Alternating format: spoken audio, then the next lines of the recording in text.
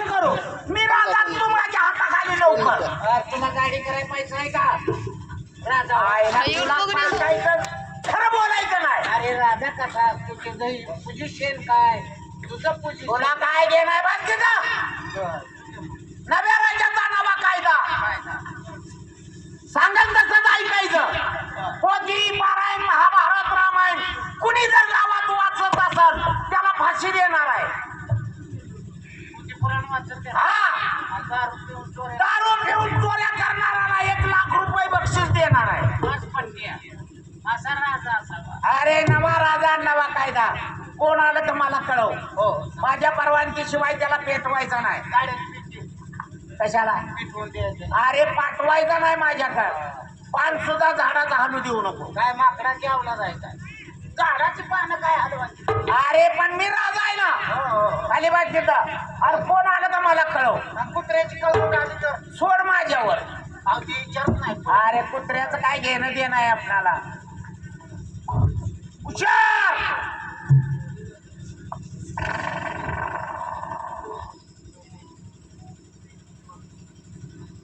अरे वा या ठिकाणी हरामखोर बसलाय पण असू द्या थोडं आपण त्याची गंमत केली पाहिजे महाराजांचा विचार आशीर्वाद असो मला का माग अरे मागचाच बोलतोय मरतय गडी हा कोण रे तू इथं कालात महाराज हा?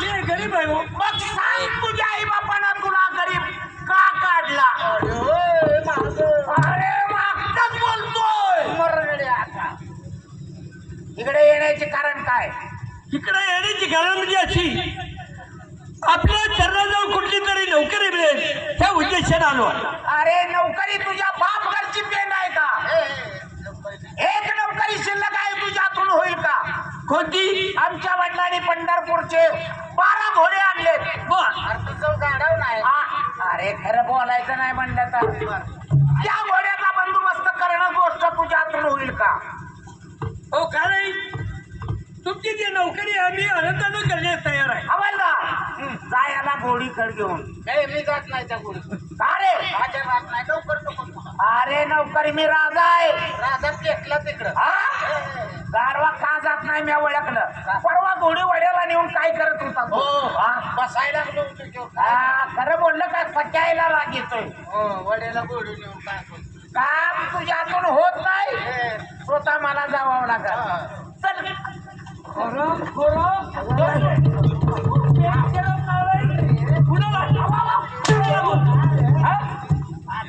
तुम्ही होता का मग कोण होतं गारवा तुला सांग म्हणलो तू म्हणलं का नाही मारू नका जीव अरे इथं बसायची जागा तुझे नाही माझी नाही मग मला हे ना बसवलंय मम्मी कशाला बाबा मग काय रावतो मला किव नाही माणसाची नाही म्हणतो तर मारायला आलाय का आणि माझी ना आणि बस जाऊ द्या त्याच्याकडनं चुकलं तर मला माफ करा मी तुमच्या बापावाने तुम्ही आमच्या बापावाने बाप झाला नाही नाही तुम्ही आमच्या बापा हो माझ्या बाप असं कसं होईल अरे हो बाबा चुकून शब्द गेला हो नाही हो ना या आईला विचारू यायला विचारू होय बरं मारला या आईला विचारू अला का राघवायचं बोल याला कळतं का तुला हा राघवायचं म्हणलं बाप बाप तर मग तू या आईला विचारू यायला विचारू आणि त्यांची आई काय नका म्हणायची आहे काय होय या आईला मला एक म्हणायचं आहे आज नेहमी तुम्हाला पाहताना चेहरा प्रफुल्लित असतो पण आज चेहऱ्यावर जरा नाराजी दिसली नाराजी दिसायचं कारण म्हणजे असं हा आमच्या वडिलांनी आमच्याकरता भरपूर धन कमवून ठेवलाय हो पूर्वीच आहे ना काय काय सोन्याच्या विटा आहेत हा आणि ती आमच्या पलकांच्या खाली आहे कदाचित एखाद्या शत्रूला जर ही बातमी कळाली तर त्यानं माझ्यावर आक्रमण केलं त्याची पिछाहाट कशी करावी या चिंतेतच मी आहे अहो, आम्ही दोघं असल्यावर हो हे इथं खडा राहणार नाही हा, खडा राहणार. इथला खडा जाणार नाही हा हा. छत्रपती शिवाजी महाराजांच्या सैन्यामध्ये जसे बाजी प्रभू देशपांडे होते तसा मला बाजी प्रभू देशपांडे म्हणतात वा वा वा मला हे साधी काम म्हणतात येसाची कंक यांचा वाजला शंख येसाची कंक झाला त्याला गुंड्या नाही ते शर्टाला लेकरं आता मारामारी. म्हणजे एवढे तुम्ही हिरवीर आहात मग काही मला चिंता करण्याची गरज काय नाही. काळजी करायची नाही. डोळ्यात तेल घालून काम करतो. अगदी पारा व्यवस्थित ठेवा. माझ्या डोळ्यात तेल घालतो याच्या डोळ्यात वात घालून पेटवतो आणि मी घरावरून उड्या मारतो. गावाला अरे जागृत राहतो. ठीक आहे काय काळजी करायची. येतो. हो हो जोडीदार हो.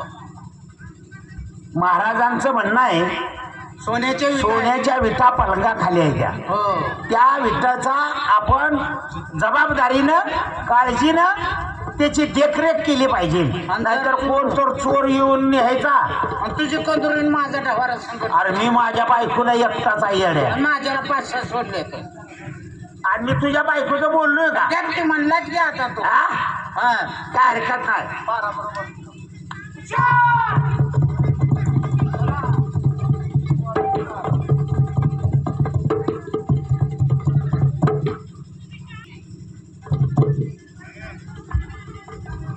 हॅलो. या देहाला कोण म्हणतात? याच देहाला हरिबा चोर म्हणतात. जसा जन्माला आलोय जसं कळतंय तेव्हापासून चोऱ्या करतोय. पण चोरी काही अशी मला चांगली लादली नाही आणि त्या चोरीवर माझं काही भर झालं नाही. परंतु काल राजाच्या इथं सत्यनारायणाची पूजा होती. सर्वच लोक त्या पूजाला गेले होते. मी पण गेलो महाप्रसादाला. महाप्रसाद घेताना राजाच्या पलंगाखाली 4 सोन्याच्या विटा बघितल्या आणि त्या विटा बघितल्यापासून पुन्हा माझी चोरी करण्याची इच्छा झाली की भगवंता चोरी अशी करायची लुटा हाती की लुटा भंडार. एकदाची का ती चोरी केली जन्मभर पासून फक्त खायचं काम राहील. मग वेळ कशाला? कारभारीला बोलून घेतो तिचा विचार घेतो. अरे हो पण चोरी करायला कोणाला तरी संघ न्यावा लागेल. आणि जर कोणाला संघ नेला तो वाटणी घेतल्याशिवाय सोडणार नाही. मग माझा मुलगा शंकर शाळा शिकलाय पण शाळा शिकून त्याचं काय भलं होणार आहे? अहो डॉक्टरचा मुलगा डॉक्टर, वकिलाचा मुलगा वकील आणि चोराचा मूल चोरच झाला पाहिजे. मग दुसऱ्या कोणाला सगळं येता माझा मुलगा शंकरला सगळं घेऊन जातो.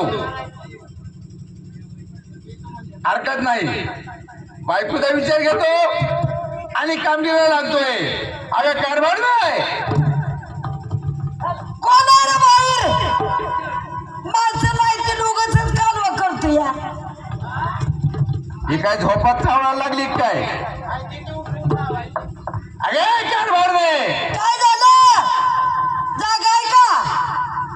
अगं किती वेळ झालाय आवाज देतोय. काय करते घरामध्ये? आगाला कामात होती. इकडून तिकडून यायचं कारभारनी, इकडून तिकडून यायचं कारभारनी. काय काम आहे? अगं काम असं आहे हा आतापर्यंत मी चोरीचा धंदा सोडला होता. होय सोडला होता की. परंतु काल महाराजांच्या देवी सत्यनारायणाची पूजा होती. बर सर्वच गाव गेलं पूजेला. गेले गेले. मी सुद्धा महाप्रसादाला गेलो. बर आपल्याला कोण बोलवतोय म्हणा हा पण सगळ्या लोकांमध्ये कोणा दिसणार आहे मी आलो म्हणून. बरोबर. कसं आहे बर का? हा. आपलं चोराचं घर आहे म्हणून आपल्याला कोण बोलवतो? हा पण मी गेलो ना. बर पब्लिक मध्ये कोण ओळखते? नाही नाही ओळखत नाही. महाप्रसाद घेताना हा हा राजांच्या पलंगाखाली